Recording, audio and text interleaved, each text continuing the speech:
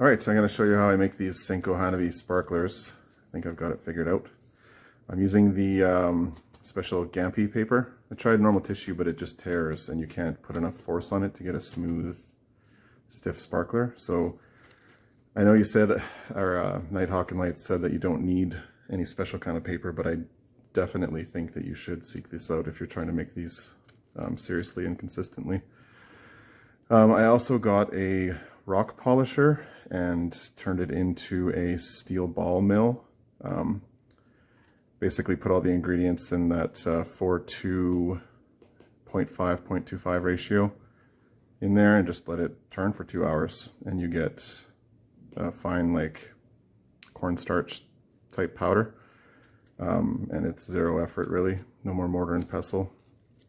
All right, so the paper is about 22.5 long by 5 by 1.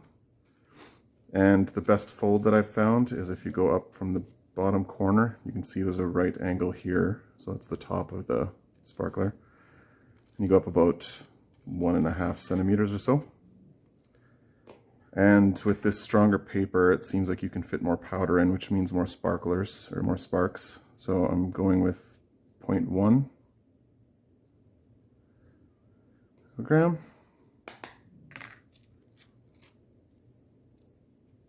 Just goes in there.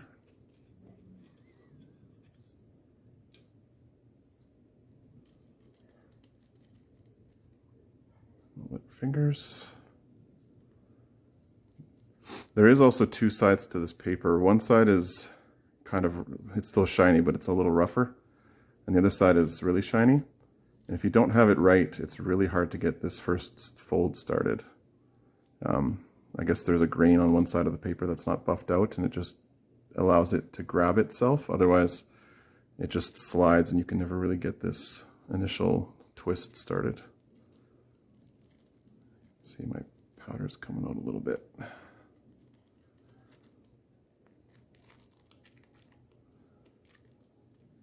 That's okay. Split my fingers again.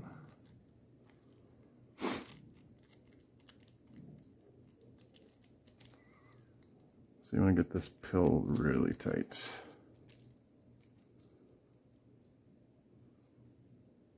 And do the neck. And then stretch out the paper. Now this paper is incredibly strong. You can pull on it just about as hard as you want when it's twisted like this, and it does not rip. I'll show you that in a second.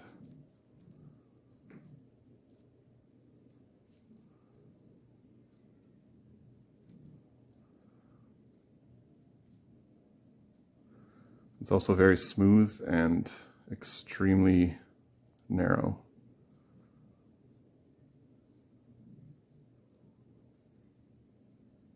Finish the flag here. Hands are getting tired. I made a lot of these today.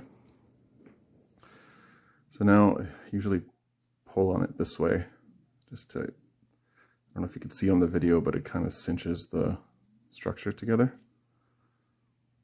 And you have your perfect sparkler. And then I find it works best if you cut the little tip off. Maybe it just has something to do with how much carbon goes into the mixture. But there you go.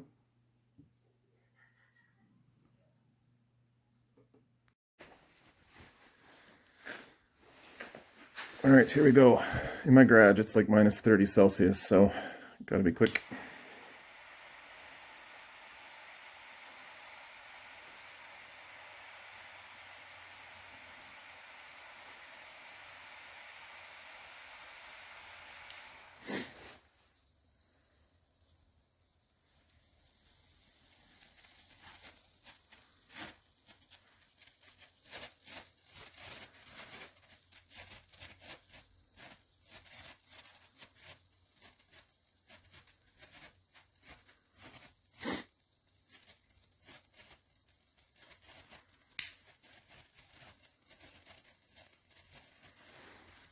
This is the same 4:2.5 0.25 ratio.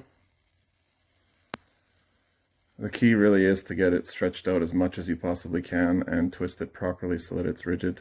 And then at the end, boom.